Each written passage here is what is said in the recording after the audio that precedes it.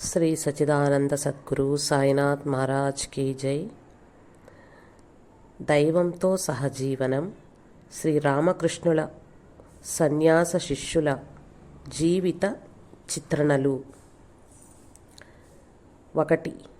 స్వామి బ్రహ్మానంద. నిరంతరం భగవచ్చింతన చేసే పారమార్థిక సాధనకు లౌకిక విషయాల గురించి వినటానికి కానీ మాట్లాడటానికి కానీ చాలా బాధాకరంగా ఉంటుంది. ఒకసారి ఒక నవలా రచయిత శ్రీరామకృష్ణులతో సంభాషిస్తూ, తినటం, నిద్రించటం, ఇంద్రియ సుఖం పొందటమే మానవుడి విధులు అన్నాడు. శ్రీరామకృష్ణులు అతన్ని సిగ్గులేని వాడేవని తూలనాడుతూ, నువ్వు రేయింబవళ్ళు దేనిని చేస్తుంటావో అదే నీ నోటి నుంచి వస్తుంది.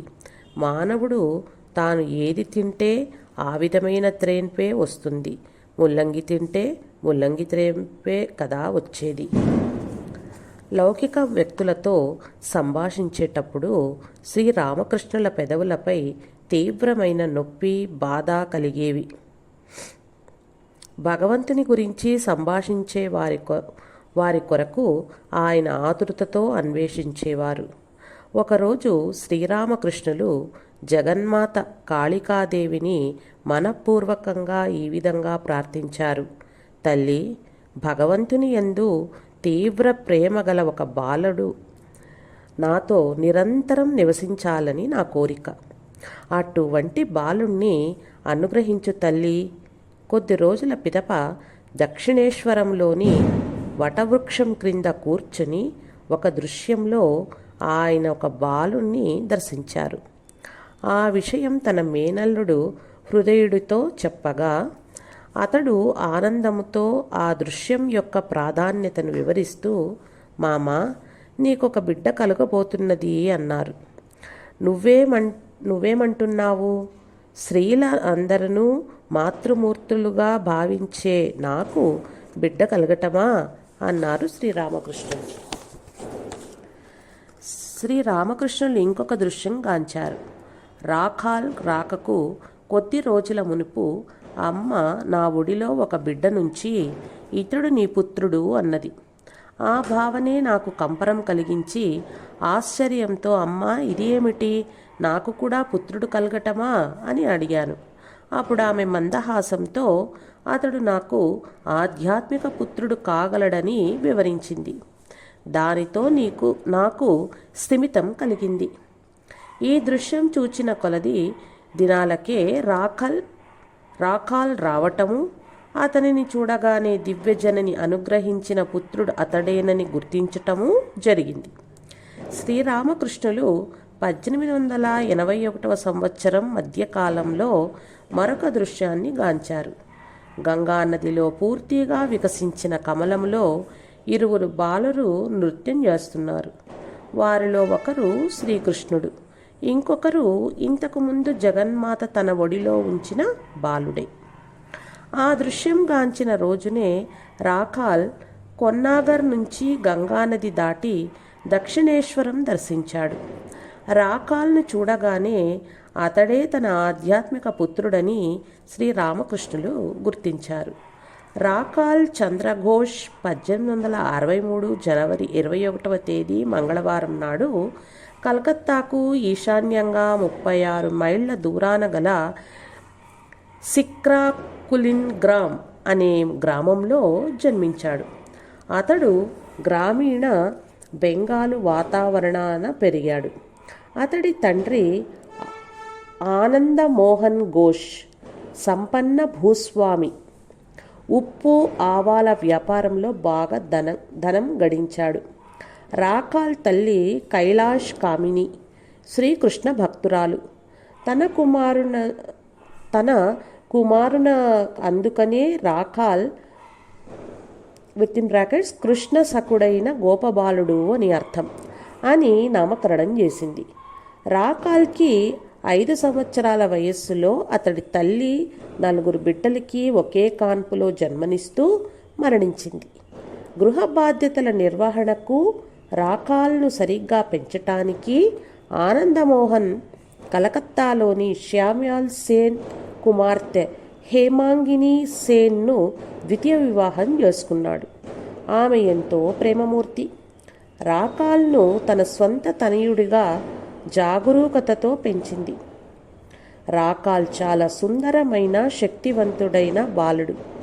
క్రీడలలోనూ, తోటల పెంపకంలోనూ, చేపల పెంపకంతోనూ అతను దిట్ట. ప్రాథమిక విద్యాభ్యాసంలో అతడు అగ్రగణ్యుడిగా ఉండేవాడు. భక్తి గీతాలాపన అంటే అతడికెంతో ఇష్టం. స్థానిక గ్రామ గాయకుడు కీర్తనను గానం చేసేటప్పుడు అతి శ్రద్ధగా విని వాటిని నేర్వటానికి ప్రయత్నించేవాడు. బాల్యంలోనే కాళీ ఆలయంలో ధ్యాన సాధన చేసేవాడు. దుర్గా పూజ సమయంలో పూజారి వెనుకనే కూర్చుని యోగి వలె ధ్యానం చేసేవాడు. బాల్యము నుండే రాకాల్ పరమసాత్వికుడే గాక ఆధ్యాత్మిక తత్పరుడు కూడా. రాకాల్కి 12 సంవత్సరాల వయస్సులో ఉన్నత విద్యకై అతన్ని ఆనందమోహన్ కలకత్తాకు తీసుకొచ్చాడు. అతన్ని ట్రైనింగ్ అకాడమీలోనూ ఆ తర్వాత మెట్రోపాలిటన్ పాఠశాలలోనూ చేర్చాడు. రాకాల్ తన సవతి తల్లి కుటుంబంతో కలిసి ఉండేవాడు. రాకాల్ ఒక వ్యాయామశాలలో నరేంద్రనాథ్ దత్తాను కలుసుకున్నాడు. వారిద్దరూ సమవయస్కులు అవటం వలనను, ఒకే విధమైన ధార్మిక భావాలు కలిగి ఉండటం వలనను అచిరకాలంలోనే సన్నిహిత మిత్రులైనారు. బ్రహ్మ సమాజ మత సభ్యుడైనందున నరేంద్రనాథ్కి నిర్గుణ నిరాకార దైవములో విశ్వాసముండేది. హిందూ దేవతలు దైవములయందు విశ్వాసముండేది కాదు. తనకున్న ఉత్సాహంతో నరేంద్రనాథ్ రాకాల్ను కూడా బ్రహ్మ సమాజ మత సభ్యునిగా చేరటానికి ఒప్పించాడు. భక్తి, ధ్యాన తత్పరత రాకాల్కి సహజంగా అబ్బిన గుణాలు. తన పాఠశాల పనులను నిర్లక్ష్యం చేసి క్రమక్రమంగా లౌకిక విషయాల ఎడల అనాసక్తి కనబరిచేవాడు.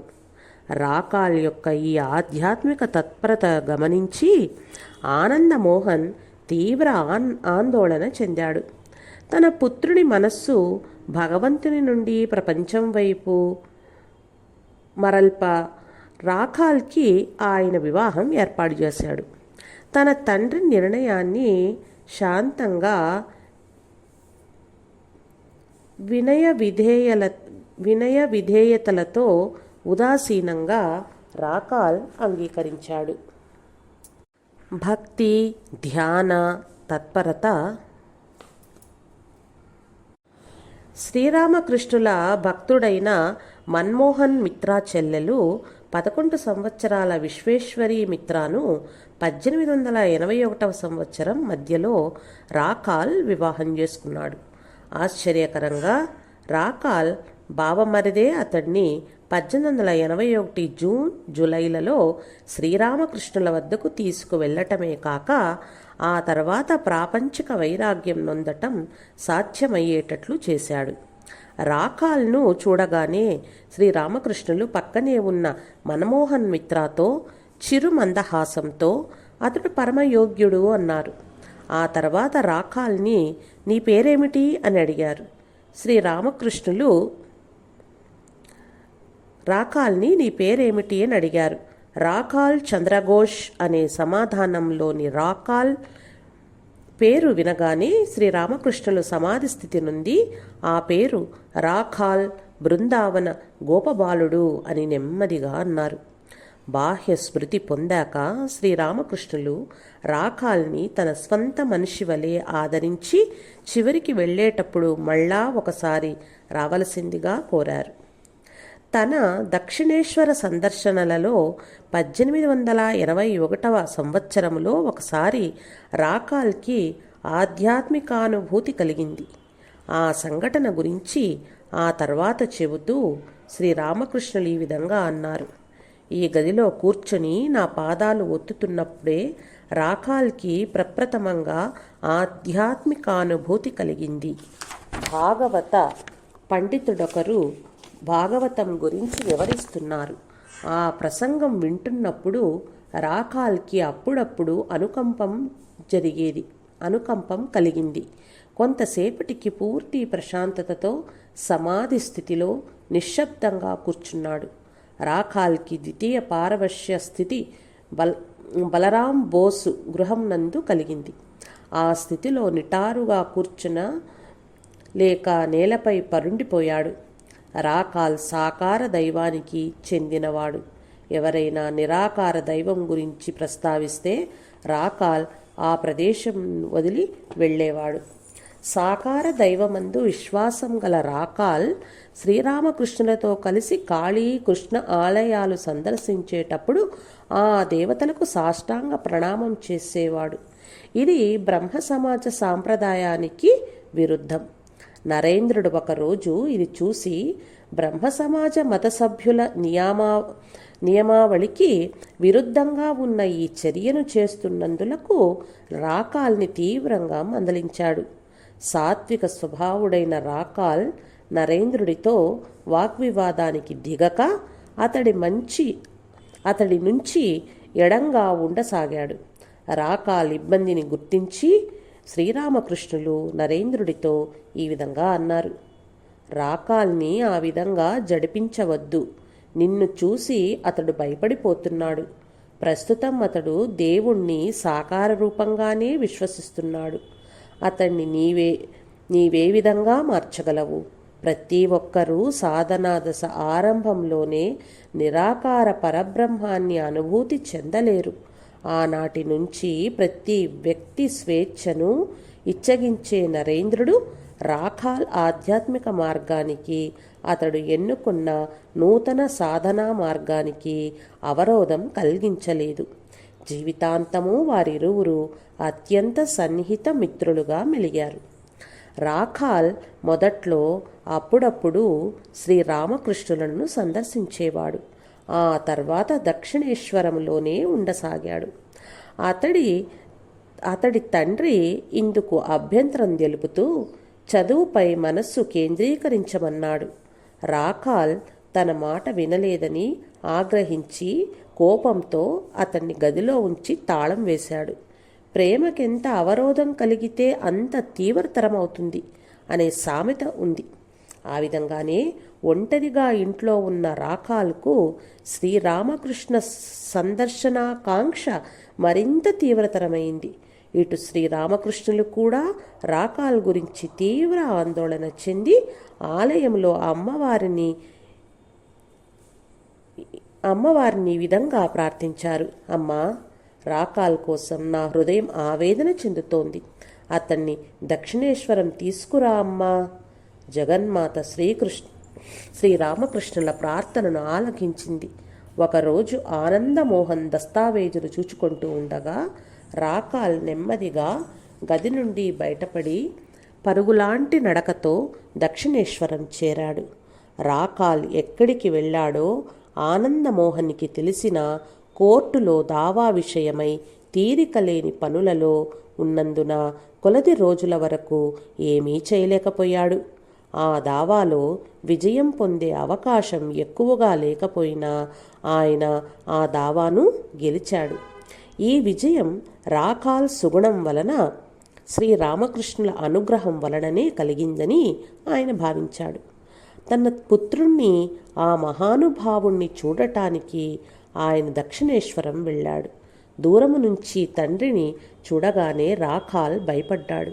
కానీ శ్రీరామకృష్ణులు అతన్ని ఈ విధంగా ఊరడించారు: నువ్వెందుకిలా భయపడతావు? తల్లిదండ్రులు ప్రత్యక్ష దైవాలు.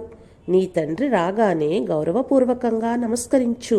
జగన్మాత తలుచుకుంటే అంతా సక్రమంగానే జరుగుతుంది. ఆనందమోహన్ రాగానే శ్రీరామకృష్ణులు హృదయపూర్వక స్వాగతం పలికారు. రాకాల్ నమస్కరించాడు. వీటితో ఆనందమోహన్ హృదయం ద్రవించింది. శ్రీరామకృష్ణులు రాకాల్ను ఈ విధంగా ప్రశంసించారు: ఆహా, రాకాల్ ఎంతటి గుణసంపన్నుడు! అతడి ముఖం వంక చూస్తే అప్పుడప్పుడు పెదవులు కదులుతూ ఉండటం గమనించవచ్చు. అంతర్గతంగా భగవన్నామస్మరణ చేస్తూ ఉండటం వలననే పెదవుల పెదవు పెదవుల ఆ విధంగా కదులుతున్నాయి. అతడి వంటి యువకులు నిత్యముక్తుల కోవకు చెందుతారు. వారు దివ్య చైతన్యంతోనే జన్మిస్తారు. ఈ రోజులలో అతడి తత్వం ఎంత మధురంగా ఉన్నదో. అవును, ఆ విధంగా కాక ఇంకెలా ఉంటుంది? పెండలం దుంప మంచిదైతే దాని నుంచి వచ్చే చిన్న దుంపలు కూడా బాగుంటాయి. తండ్రి ఎలాంటివాడో పుత్రుడు కూడా అదే విధంగా ఉంటాడు. శ్రీరామకృష్ణుల ఈ పారమార్థిక సంభాషణను, తన పుత్రుని ప్రశంసనను విని ఆనందమోహన్ పరమానంద భరితుడైనాడు. అంతేకాక శ్రీరామకృష్ణుల దర్శనార్థం వచ్చిన వారిలో కొంతమంది న్యాయవాదులు న్యాయ నిర్ణేతలను చూసి తన వ్యక్తిగత ప్రయోజనాలు పెంపొందించుకునే నిమిత్తం వారితో పరిచయం పొందాలని కుతూహలం చూపించాడు. తన పుత్రుడు శ్రీరామకృష్ణులతో కలిసి ఉండటానికి ఎక్కువగా అభ్యంతరం తెలపకుండా అప్పుడప్పుడు ఇంటికి పంపించమని మాత్రం చెప్పి ఆనందమోహన్ తన ఇంటికి తిరిగి వెళ్ళాడు. ఆ తర్వాత శ్రీరామకృష్ణులు ఈ విధంగా తెలిపారు. రాఖాల్ భార్య వైపు కుటుంబపు స్త్రీలు తరచూ ఇక్కడికి వస్తూ ఉండేవారు కనుక రాఖాల్ రాక గురించి వారు ఏ విధమైన అభ్యంతరము తెలపలేదు. మొదటిసారి రాఖాల్ ఇక్కడికి వచ్చిన వెంటనే అతడి అత్తగారు అతడి భార్య విశ్వేశ్వరిని కూడా ఇక్కడికి తీసుకొచ్చింది. రాఖాల్ భగవద్భక్తికి ఆమె ఏమైనా అంతరాయం అవుతుందేమోనని పరిశీలించాను. ఆమె భౌతిక లక్షణాలను అతి సూక్ష్మంగా పరిశీలించిన పిదప ఆ విధంగా భయపడనవసరం లేదని గుర్తించాను. ఆమె దివ్య శక్తి యొక్క పవిత్ర తత్వపు ప్రతినిధిగా గ్రహించాను. కబురు చేసి ₹1 ఇచ్చి విశ్వేశ్వరి మేలి ముసుగు తొలగించమని నహబత్ శారదాదేవికి కబురు చేశాను. అత్తగారు కోడలికి స్వాగతం పలికే సంప్రదాయం ఇది. శ్రీరామకృష్ణ శారదామాతాల ఆధ్యాత్మిక పుత్రుడు రాఖాల్ గనుక విశ్వేశ్వరి వారి కోడలైంది. జై సాయి మాస్టర్. శ్రీరామకృష్ణులతో జీవనం. తల్లి బిడ్డతో ప్రవర్తించే రీతిన శ్రీరామకృష్ణులు రాఖాల్తో ప్రవర్తించేవారు. 18 ఏళ్ల యువకుని వలనే కాక పసిబాలుని వలె రాఖాల్ కూడా ప్రవర్తించేవాడు. మానవ అవగాహన అతీతమైన నిగూఢ బంధుత్వం వారిది. శ్రీరామకృష్ణ కథామృతంలో 1883 మార్చి 29వ తేదీన ఈ విధంగా వ్రాశారు. రాఖాల్కు అనారోగ్యంగా ఉంది. శ్రీరామకృష్ణులా అతడి గురించి తీవ్ర ఆందోళన చెంది భక్తులతో ఈ విధంగా అన్నారు. రాఖాల్కి బాగాలేదు. సోడా నీరు వలన ఉపశమనం కలుగుతుందా? నేనిప్పుడే ఏమి చేసేది? రాఖాల్, పూరి జగన్నాథ ప్రసాదం స్వీకరించు నాయనా. ఈ మాటలు మాట్లాడుతుండగానే శ్రీరామకృష్ణులలో ఒక వింత మార్పు కలిగింది. అనంత మృదుత్వంతో, ప్రేమతో రాఖాల్ను తల్లి వలె చూస్తూ అత్యంత ప్రేమతో గోవిందా అని ఉచ్చరించారు. రాఖాల్లో దేవుణ్ణి గాంచారా ఆయన? కామిని కాంచనాలను త్యజించిన పవిత్ర హృదయుడైన యువ శిష్యుడతడు. భగవన్మయ దివ్య ప్రేమతో రేయింబవళ్ళు మత్తెక్కి దివ్య పారవశ్య స్థితిలో ఉన్నవారు శ్రీరామకృష్ణులు. బాలకృష్ణుని చూచిన యశోద హృదయం ప్రేమభరితమైన విధంగా రాఖాల్ని చూడగానే శ్రీరామకృష్ణుల కనులు దివ్య మాతృభావాలను వ్యక్తపరిచాయి. భక్తులందరూ ఆశ్చర్యంగా శ్రీరామకృష్ణుల తీవ్ర సమాధి స్థితిని చూచారు. ఆ తర్వాత శ్రీరామకృష్ణులు ఈ విధంగా అన్నారు. ఆ రోజులలో రాఖాల్ మనస్తత్వము 3-4 సంవత్సరాల పసిబాలుని మనస్తత్వం వలె ఉండేది. నన్ను అచ్చం తన తల్లిలాగానే పరిగణించేవాడు. పరిగెత్తుకుంటూ వచ్చి నా ఒడిలో కూర్చుండేవాడు. నా ఒడిలో నుంచి కొద్దిగానైనా పక్కకి తొలగేవాడు కాదు. తన ఇంటికి వెళదామన్న ఆలోచనే ఉండేది కాదు. అప్పుడప్పుడు వాళ్ళింటికి వెళ్ళమని నేనే బలవంతం చేసేవాడిని. లేకపోతే వాళ్ళ తండ్రి ఇక్కడికి అసలు పంపటమే మానేవేస్తాడనేమోనని నా భయం. కొన్నిసార్లు అతడికి సంతోషం కలిగించటానికి ఏమైనా తినిపించి అతడితో ఆడుకునేవాణ్ణి. తరచూ అతన్ని నా భుజాలపైకి ఎక్కించుకొని తిప్పేవాణ్ణి. ఒకసారి రాఖాల్ సరళత్వము నిరాడంబరత్వము చూసి శ్రీరామకృష్ణులు ఆశ్చర్యంతో కన్నీళ్ల పర్యంతమై, ఇంత అమాయకుడైన నిన్ను నేను పోయాక ఎవరు చుచ్చుకుంటారు అన్నారు. నిజమైన గురువు ప్రేమమయమైన తల్లి దండించే తండ్రిగా రెండు పాత్రలు ధరిస్తాడు. శిక్షణ కోసం అవసరమైతే దండిస్తాడు. శ్రీరామకృష్ణులు తన ఆధ్యాత్మిక పుత్రుణ్ణి చెడగొట్టలేదు. శ్రీరామకృష్ణులే ఈ విధంగా అన్నారు. రాఖాల్ ఎప్పుడైనా తప్పు చేస్తే అతన్ని మందలించేవాణ్ణి. ఒకరోజు అతడు దేవాలయ ప్రసాదంలోని వెన్నను నా కోసం వేచి ఉండకుండా తిన్నాడు.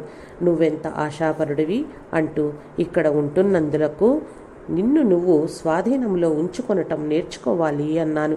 భయంతో కుచించుకుపోయిన రాఖాల్ ఆ తర్వాత ఎన్నడూ అటువంటి తప్పిదం చేయలేదు. ఒకరోజు తనకు చాలా ఆకలిగా ఉన్నదని రాఖాల్ గురుదేవులతో తెలిపాడు. తన గదిలో ఆహారం ఏమీ లేనందున శ్రీరామకృష్ణుడు గంగానది తీరానికి వెళ్ళి పెద్దగా, ఓ గౌరదాసి దయచేసి త్వరగా రా, నా రాఖాల్ ఆకలితో ఉన్నాడు అని కేకలు వేశారు. కాసేపటికి గౌరీమా, బలరాం బోసు పడవ మీద దక్షిణేశ్వరం వచ్చారు. వారు రసగుల్లాలు తెచ్చారు. వెంటనే శ్రీరామకృష్ణులు, రాఖాల్ త్వరగా రా, వారు రసగుల్లాలు తెచ్చారు, వచ్చి వాటిని తిను, నీకు ఆకలిగా ఉందని అన్నావుగా, వాటిని వెంటనే తిను అన్నారు. చాలా ఇబ్బందికరంగా భావించిన రాఖాల్ కోపంగా, అయ్యా, నా ఆకలి గురించి అందరి ముందర ఆ విధంగా ఎందుకు మాట్లాడుతున్నారు అంటూ అరిచాడు. శ్రీరామకృష్ణులు, దానిలో తప్పేముంది? నువ్వు ఆకలిగా ఉన్నావు కనుక తినాలి, అది తెలియచేయటంలో తప్పేముంది అన్నారు. ఒకసారి రాఖాల్కి వీధిలో ఒక చిల్లర నాణెం కనిపించింది. అతడు దానిని తీసి దయతో ఒక బిచ్చగాడికిచ్చాడు. పసిబిడ్డ తన తల్లికి అన్ని విషయాలు తెలియచేసే విధంగా శ్రీరామకృష్ణులకు అన్ని విషయాలు తెలియచేయటం రాఖాల్ స్వభావం. రాఖాల్ తెలిపినది వినగానే శ్రీరామకృష్ణులు ఈ విధంగా చీవాట్లు పెట్టారు. చేపలు తినని వ్యక్తి చేపల బజారుకి ఎందుకు వెళ్తాడు? ధనమే అవసరం లేని వాడివైతే ఆ నాణాన్ని ఎందుకు తీసుకుంటావు? ఎంత అద్భుతమైన తర్కం! తన ఆధ్యాత్మిక పుత్రుడు ఆధ్యాత్మిక జీవనానికి తీవ్ర అంతరాల అయిన కామనీ కాంచనాల నుండి పూర్తిగా విముక్తుడవ్వాలని శ్రీరామకృష్ణులు ఆకాంక్షించారు. ఒకరోజు మధ్యాహ్నం కలకత్తా నుంచి వచ్చిన రాఖాల్ శ్రీరామకృష్ణులు తన గదిలో మంచంపై ఒంటరిగా విశ్రాంతి తీసుకోవటం చూశాడు. ఆయన రాఖాల్ను మంచంపై కూర్చుని తన పాదాలు ఒత్తమన్నారు. మొదట రాఖాల్ అయిష్టంగా ఉన్నాడు. కానీ గురుదేవులు, చూడు, సాధు పురుషులను సేవించటం వలన ప్రత్యక్ష అద్భుత ఫలితాలు ఉండగలవు సుమా అని బలవంతం చేశారు. శ్రీరామకృష్ణుల పాదాలు ఒత్తటం ప్రారంభించగానే రాఖాల్కు జగన్మాత దర్శనం కలిగింది. ఆమె 7-8 ఏళ్ల వయస్సు గల బాలిక వలె ఉన్నది. శ్రీరామకృష్ణుల మంచం చుట్టూ కొన్నిసార్లు ప్రదక్షిణం చేసి వారి శరీరంలోకి ప్రవేశించింది. ఈ దృశ్యంతో రాఖాల్కు పరమానందం కలిగింది. అప్పుడు శ్రీరామకృష్ణులు చిరుమందహాసంతో, రాఖాల్, సాధుపురుషుని సేవా ఫలితం చూశావా అన్నారు. 1883 జూలై 22వ తేదీన అర్ధచంద్రాకార వసారాలో శ్రీరామకృష్ణుల శరీరానికి నూనె మర్దన చేస్తూ రాఖాల్ తనకు ఉన్నత ఆధ్యాత్మిక అనుభూతిని అనుగ్రహించవలసిందిగా ప్రార్థించాడు. కానీ గురుదేవులు ఆ ప్రతిపాదనను విననట్లే ఊరుకున్నారు. రాఖాల్ పట్టు విడవకుండా మళ్ళా అడిగేసరికి అతన్ని చాలా కఠినంగా మందలించారు. ఉధృతమైన కోపావేశంతో రాఖాల్ నూనె గిన్నెను విసిరివేసి ఇక్కడికెన్నడూ రాకూడదని భావిస్తూ గంభీరంగా బయటకు వెళ్ళిపోయాడు. జదుమల్లిక్ ఉద్యాన గృహం దాటి కొద్ది దూరం వెళ్ళగానే పాదాలు చచ్చుబడిపోయినట్లు తోచి ఇక నడవలేక నిస్సహాయ స్థితిలో నేలపై కూర్చోవలసి వచ్చింది. గురుదేవులు తన అన్న కుమారుడు రామ్లాల్ను రాఖాల్ను వెనుకకు తీసుకురావాల్సిందిగా పంపారు. క్షమామూర్తి అయిన గురుదేవులు రాఖాల్తో ఈ విధంగా అన్నారు. చూడు, నువ్వు వెళ్ళగలిగావా? అక్కడ ఒక పరిధి గీత గీచాను, అది దాటి వెళ్ళలేవు. ఆ రోజు మధ్యాహ్నం రాకాల్ మా శ్రీరామకృష్ణ గదిలో ఉన్నారు. శ్రీరామకృష్ణులు జగన్మాతతో ఇలా సంభాషించటం వారు విన్నారు. అమ్మా, అతనికి ఒక అణువు మాత్రమే ఎందుకు ఇచ్చావు? కొంతసేపు ఆగి, అవునులే తల్లి, నాకర్థమైంది. నీ పని చెయ్యటానికి ఆ కొద్ది మాత్రమే సరిపోతుందా? దానితోనే అతడు జనులకు బోధించగలడా? మా ఇదంతా విని గురుదేవులు తన ఆధ్యాత్మిక శక్తులు శిష్యుడికి ప్రసాదం చేస్తున్నారని భావించాడు. ఈ సంఘటన ప్రస్తావిస్తూ కథామృతంలో మా ఇలా వ్రాశారు. శ్రీరామకృష్ణులు ఇంకా అర్ధబాహ్య స్మృతిలోనే ఉన్నారు. రాకాల్తో నాపై కోపంగా ఉన్నావు కదూ? నీకెందుకు కోపం కలిగించానో తెలుసా? దానికొక కారణం ఉంది. అప్పుడే ఇవ్వవలసిన మందు పనిచేస్తుంది. శస్త్రవైద్యుడు మొదట తలపై వ్రణం కలగజేసి దానికి మందు వ్రాసి అది పగిలేటట్లు, ఆ తర్వాత ఎండిపోయేటట్లు చేస్తాడు. 2 రోజుల తర్వాత ఒక సాయంకాలం శ్రీరామకృష్ణులు కాళీ ఆలయం వైపుగా నడవటం చూచి రాకాల్ కూడా వారిని అనుసరించాడు. శ్రీరామకృష్ణులు దేవాలయంలోకి ప్రవేశించారు. కానీ రాకాల్ ఆలయం ఎదురుగా ఉన్న నట మందిరంలో ధ్యానానికి కూర్చున్నాడు. కొలదిసేపటి తర్వాత అతడు హఠాత్తుగా శతసహస్ర సూర్యకాంతిని పోలిన వెలుగు కాళీమాత దివ్య విగ్రహము నుండి తన వైపుకు దూసుకు వస్తున్నట్లు అనుభూతి చెందాడు. భయంతో అతడు గురుదేవుల గదికి పరిగెత్తాడు. కాసేపయ్యాక రామకృష్ణులు దేవి ఆలయం నుంచి తిరిగి వచ్చి రాకాల్ని చూసి, ఈ సాయంత్రం ధ్యానంలో కూర్చున్నావా అని ప్రశ్నించారు. అవును, కూర్చున్నాను. నీకే విధమైన అనుభూతి కలగటం లేదని నిందవేస్తుంటావు? ధ్యాన సాధన వలన ప్రయోజనమేమిటి అని అడుగుతుంటావు. మరి ఆ అనుభూతి కలిగినప్పుడు ఎందుకు పరిగెత్తిపోయావు? ఆధ్యాత్మిక జీవనం ఎల్లప్పుడూ సులభంగా ఉండదు. ఎన్నో ఒడిదుడుకులు ఉంటాయి. రాకాల్ ఎన్నో కఠిన పరీక్షలు, కష్టాలు ఎదుర్కోవలసి వచ్చింది. ఆ తర్వాత అతడు ఈ విధంగా అన్నాడు. ఒకరోజు ఉదయం నేను కాళీ ఆలయంలో ధ్యానం చేస్తున్నాను. మనస్సును ఏకాగ్రం చేయలేకపోయాను. నాకు చాలా విచారం కలిగి ఈ విధంగా అనుకున్నాను, ఇక్కడ చాలా కాలం నుంచి ఉంటున్నాను, అయినా ఏమీ సాధించలేకపోయాను. అటువంటప్పుడు ఇక్కడ ఉండి ప్రయోజనం ఏముంది? మర్చిపోవాలి. దీనిని గురించి గురుదేవులకి ఏమీ చెప్పను. ఈ నిరాశ, నిస్పృహ స్థితి ఇంకొక 2-3 రోజులకు కొనసాగితే ఇంటికి వెళ్ళిపోతాను. అక్కడ నా మనస్సును వివిధ విషయాలు ఆక్రమిస్తాయి. ఈ విధంగా ఆలయంలో నిర్ణయించుకొని శ్రీరామకృష్ణుల గదికి వెళ్ళాను. అప్పుడు గురుదేవులు వసారాలో అటూ ఇటూ పచార్లు చేస్తున్నారు. నన్ను చూసి ఆయన కూడా గదిలోకి వచ్చారు. ఆలయం నుంచి శ్రీరామకృష్ణ గదికి వచ్చాక గురుదేవులకు నమస్కరించి కాస్త ఉపాహారం తినటం నా అలవాటు. నేను నమస్కరించగానే శ్రీరామకృష్ణులు, చూడు, నువ్వు ఆలయం నుంచి రాగానే నీ మనసు కలత చెందింది. ఒక మందమైన వస్త్రంతో కప్పబడి ఉన్నట్లు గమనించాను. ఆయనకంతా తెలుసునని నాకు అర్థమైంది.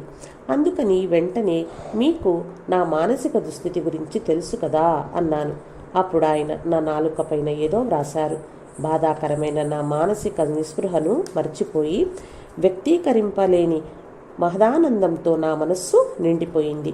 ఇంకొక రోజు రాకాల్ నటమందిరంలో ధ్యానం చేస్తున్నప్పుడు శ్రీరామకృష్ణులు పారవశ్య స్థితిలో అక్కడకు వచ్చారు.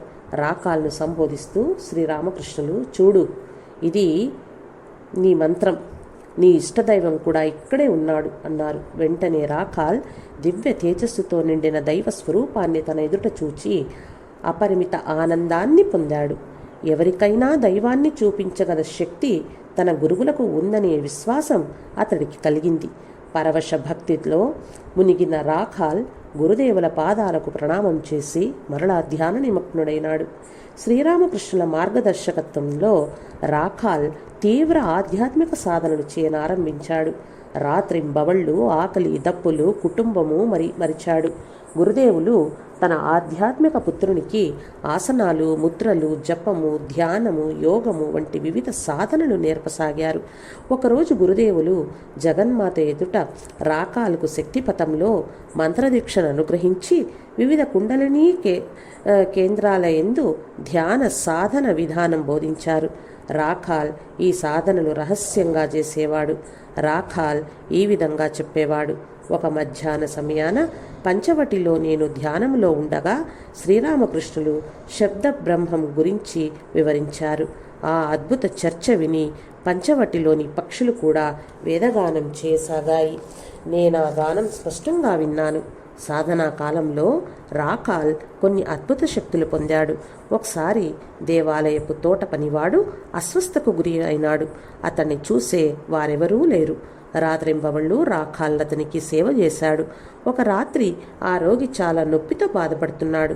తన దగ్గర మందేమీ లేనందున రాఖాల్ ఆ రోగి తల వద్ద కూర్చుని ఒక మంత్రం జపించసాగాడు. కాసేపటికి అతనికి నిద్రమత్తు ఆవరించింది.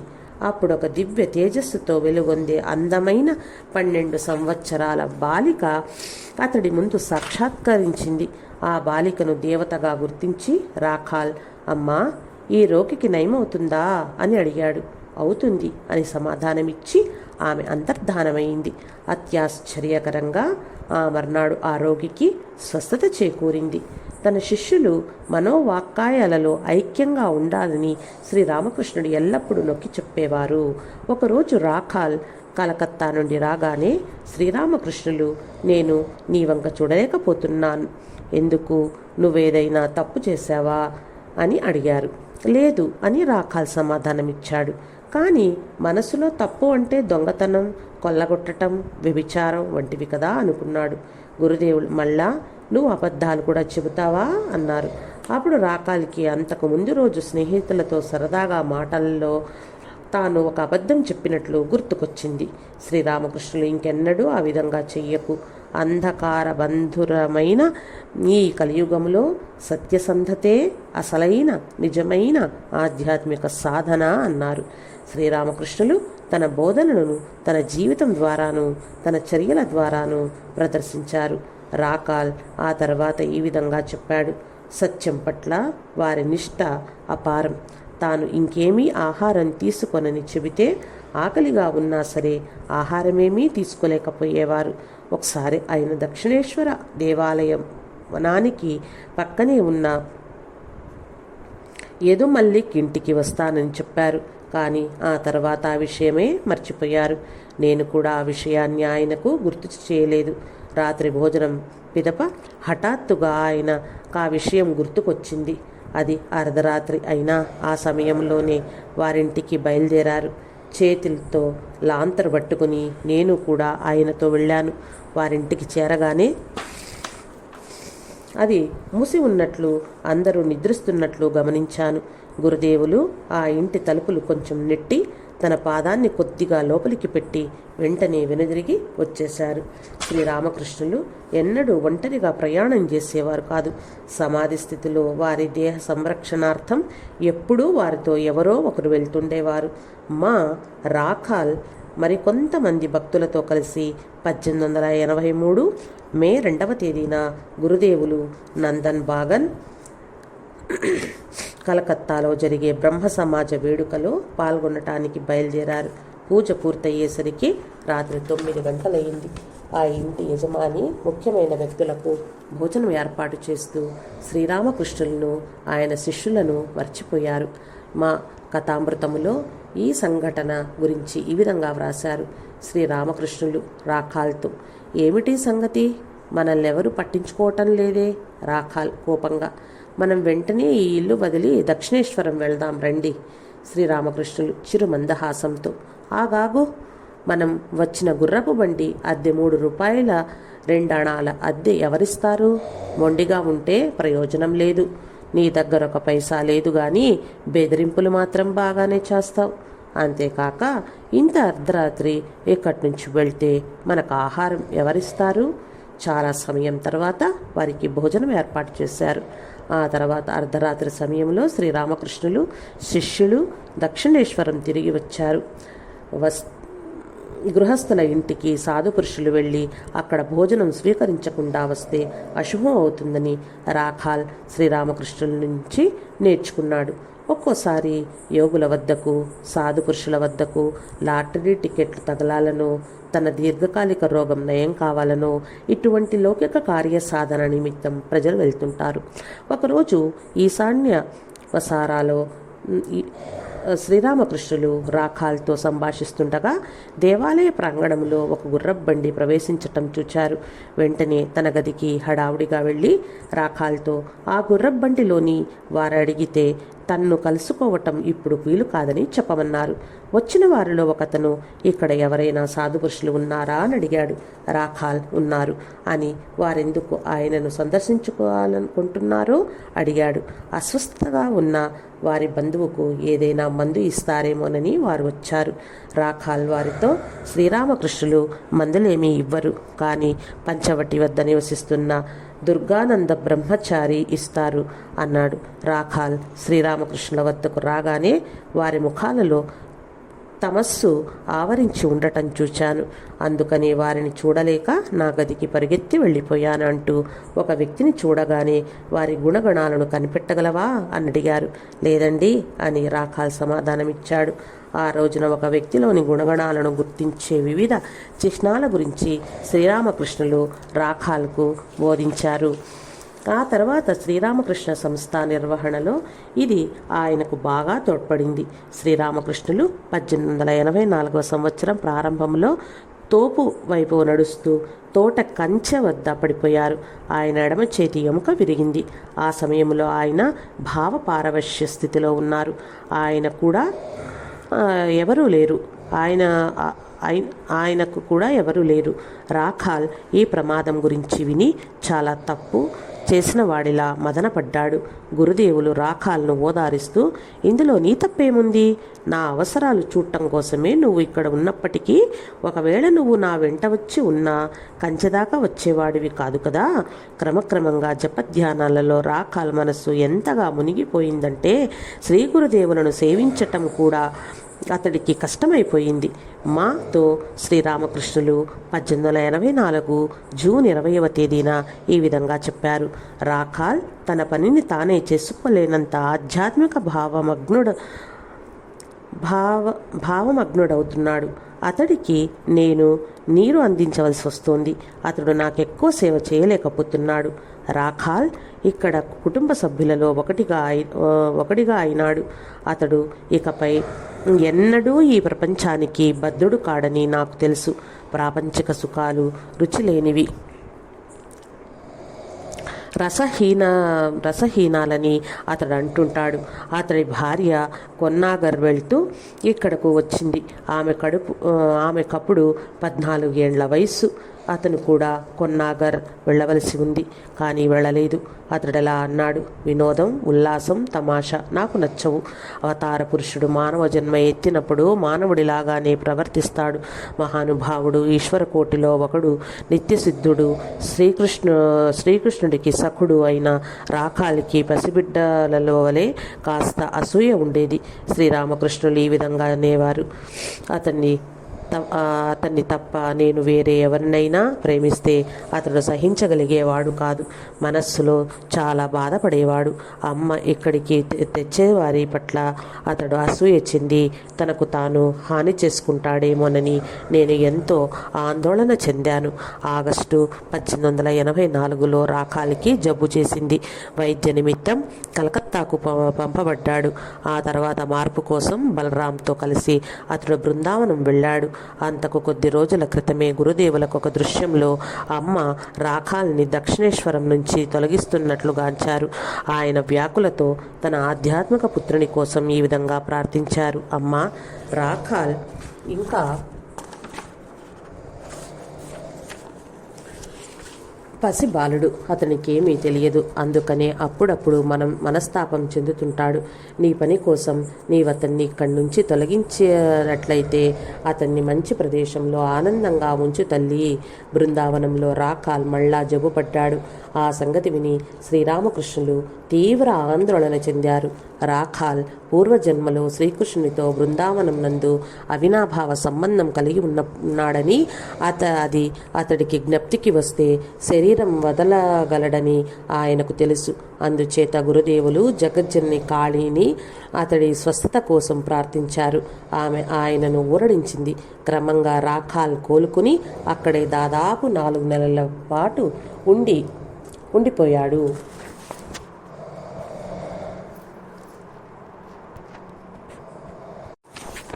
బృందావనం నుంచి తిరిగి వచ్చాక రాఖాల్ కలకత్తాలోని తన ఇంటికి వెళ్ళాడు.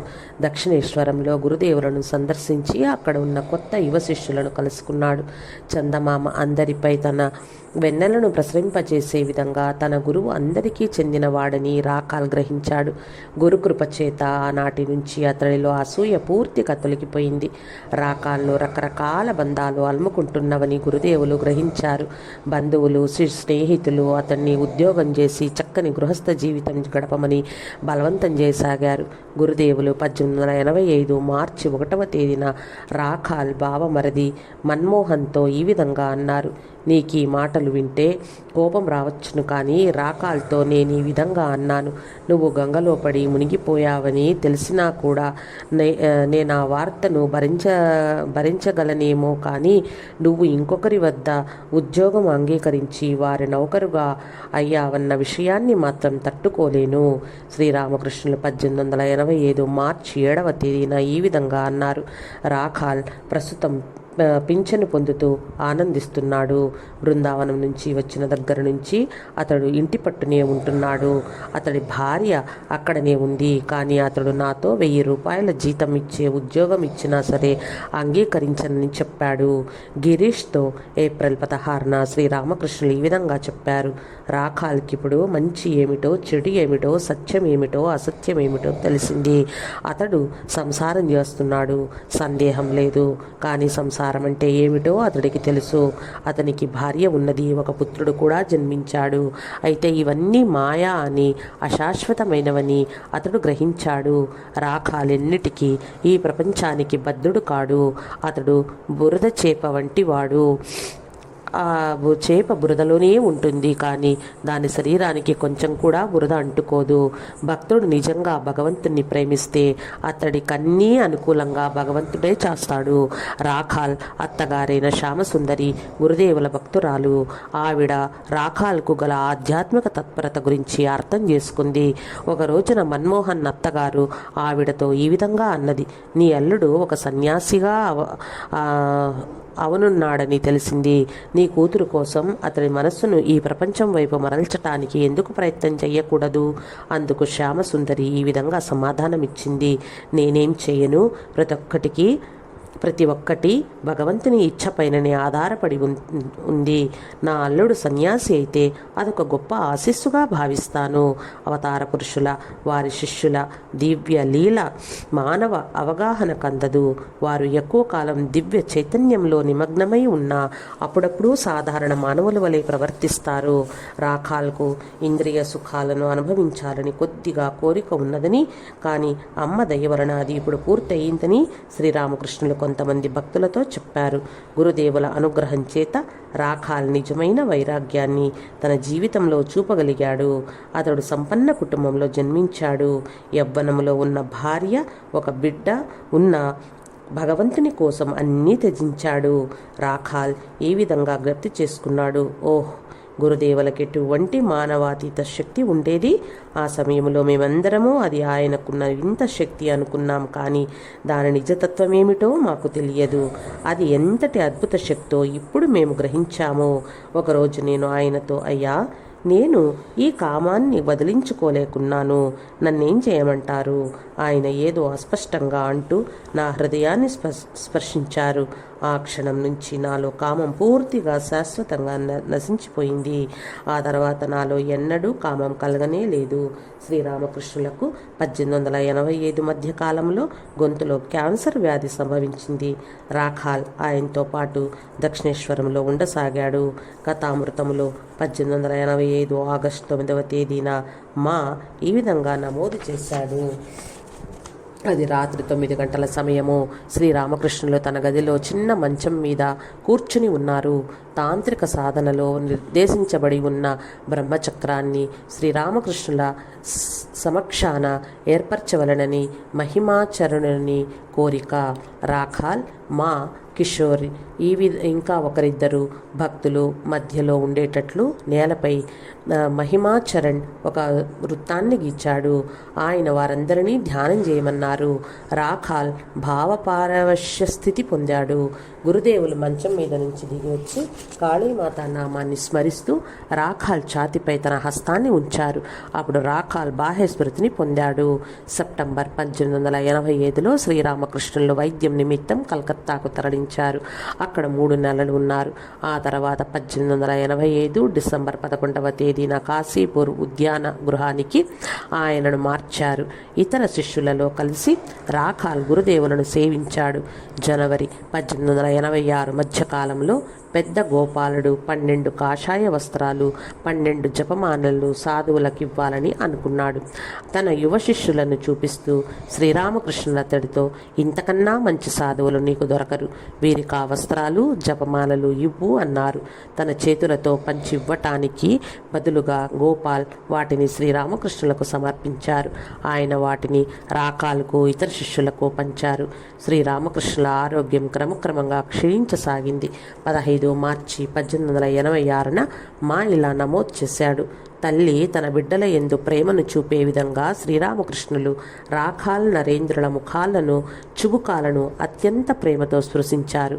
కొద్ది నిమిషాల పిదప మాతో శ్రీరామకృష్ణులు ఈ విధంగా అన్నారు, ఈ శరీరం ఇక కొద్ది రోజులు నిలిచి ఉంటే చాలామంది ఆధ్యాత్మిక జాగృతి పొందేవారు, కానీ అది భగవంతుని ఇచ్చ కాదు. రాఖాల్, దయచేసి మీ శరీరం ఇంకా కొద్ది రోజులు సంరక్షించమని భగవంతుని ప్రార్థించండి. శ్రీరామకృష్ణులు, అదంతా భగవంతుని ఇచ్చపైననే ఆధారపడి ఉన్నది. రాఖాల్, మీరు మమ్మల్ని వదిలిపెట్టి వెళ్ళిపోరాదని మేం ప్రార్థిస్తాము. శ్రీరామకృష్ణులు చిరు మందహాసంతో, ఒక గాయక బృందం హఠాత్తుగా వస్తుంది, నృత్య గానాలు చేసి వచ్చినంత హఠాత్తుగా వెళ్ళిపోతుంది. వారు వస్తారు, వెళ్తారు, కానీ వారినెవరూ గుర్తించరు. ఒకసారి కాశీపూర్ ఉద్యాన భవనములో శ్రీరామకృష్ణులు ఈ విధంగా అన్నారు, రాఖాల్కు మహారాజుకు ఉండవలసిన సునిశ్చిత మేధాశక్తి, తెలివి ఉన్నవి కావాలనుకుంటే అతడు రాజ్యాన్ని ఏలగలడు. గురుదేవులు తన శిష్యుల భావి నాయకునిగా రాఖాల్నే ఎంచుకున్నారని నరేంద్రుడు అర్థం చేసుకుని సోదర శిష్యులతో ఈ విధంగా అన్నాడు, ఇక నుంచి రాఖాల్ మన రాజు, అతన్ని రాజా అని పిలుద్దాం. ఇది విని గురుదేవులు సంతోషించారు. కాలాంతరాన రామకృష్ణ సంప్రదాయంలో రాఖాల్ మహారాజ్గా సుప్రసిద్ధుడైనాడు.